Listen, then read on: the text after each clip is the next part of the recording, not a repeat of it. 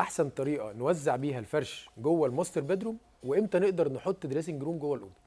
حلو قوي. احنا هنا هنتكلم دلوقتي على بناء على ايه بنقدر نوزع الاوضه. بالظبط. وكمان بنرد على اهم سؤال بيجي لنا اللي هو ازاي احط دريسنج في الاوضه وامتى ده يسمح. تمام. ففي الفيديو هنا دي ماستر بيدروم، هنا ده اتجاه الباب وده اتجاه الشباك. فاحنا دايما لو عندنا السيت اب ده انا دايما بختار الحيطه الفاضيه اللي في الوش اللي هبدا احط عليها السرير بتاعي.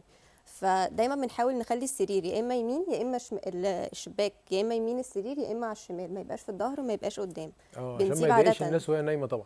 بالظبط. بنسيب عاده 20 سم للستاره. ومقاسات السرير في الماستر بيدروم عاده بتتراوح من متر 60 ل 2 متر، فاحنا على حسب الغرف اللي عندنا مساحتها ايه بنختار. بس في الغرف بتاعتنا اللي هي المتعارف عليها المتر 60 بيبقى افضل.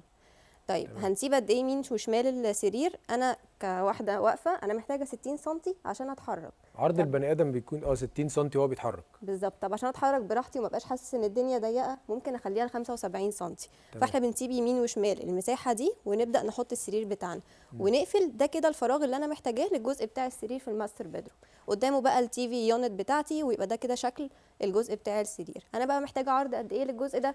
ممكن يتكلم معايا 3 متر 20 3 30 على حسب المساحات اللي انا سبتها الاوضه بتاعتي تسمح بايه. أيوه.